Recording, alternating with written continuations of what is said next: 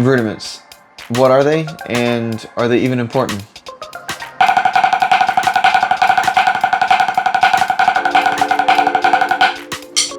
Rudiments are short, repeatable sticking patterns or rhythms.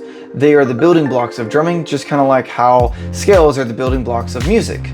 The origin of rudiments is found in military drumming with the Swiss and Scottish drummers, and they used these patterns to signal to the troops.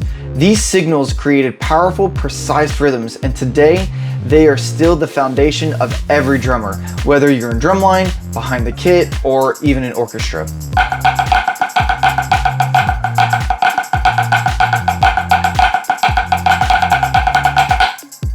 That's all fine and good, and it generally answers the very first question, but it doesn't really answer the second one, which is, in my opinion, even more important, which is, do rudiments matter, and are they important?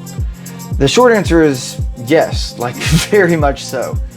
But why? It's because they give you control.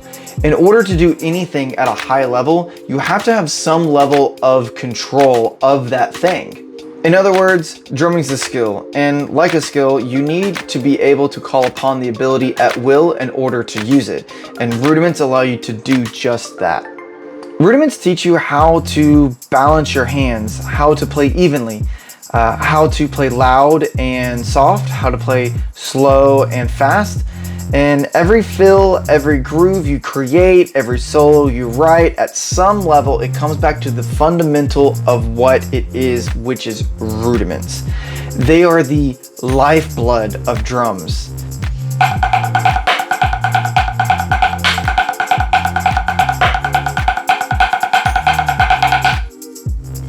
Now, that's not to say that some rudiments aren't used more often or more important, or some that are used basically hardly ever, because those are all true and valid things, which we'll get into later.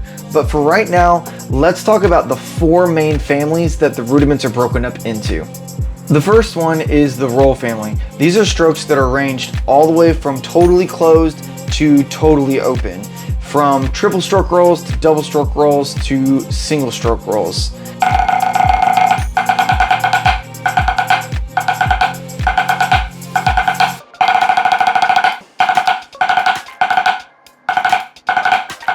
Regardless the type of roll, they're always about smoothness, sustainability, control, and meter.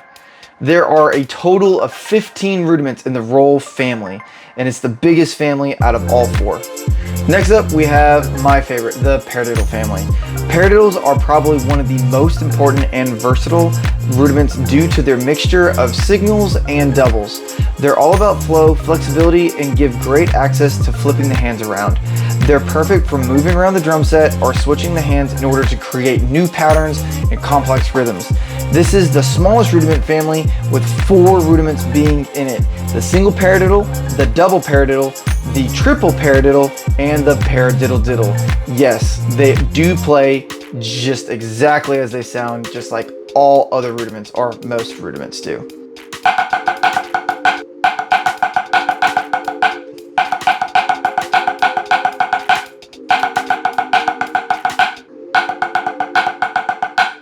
Then we have the third family, which is the flams. A flam is simply a soft grace note followed by a primary note.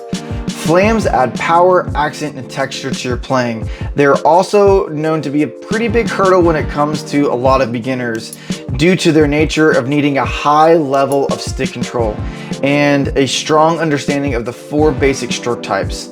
There are a total of 11 flam rudiments. Some of the easiest being flam accents and flam taps, some of the harder ones being the flam paradiddle, inverted flam tap, or flam drag.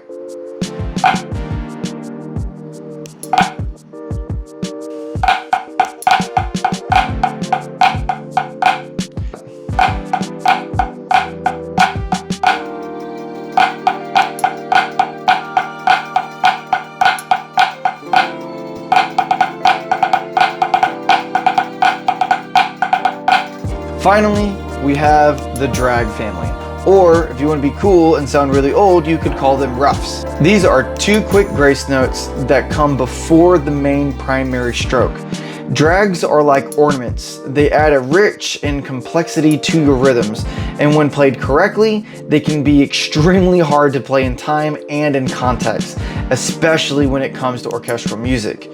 There are a total of 10 rudiments in the drag family, with some of the easier ones being drag tap and some of the more complex ones being a rudiment cue.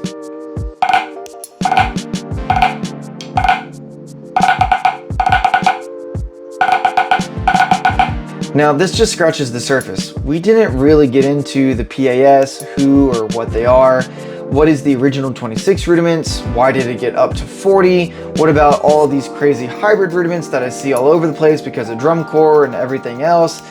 It can be a lot, but this does give you a taste of what rudiments are, why they're important, and how each family has their own unique sound and purpose.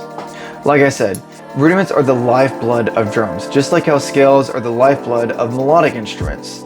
And if you want to learn how to express yourself musically on the drums and not just sound like someone who's wailing on them, then you have to learn your rudiments. You have to know them. Mastering your rudiments will give you control, the freedom, and the ability to creatively play anything.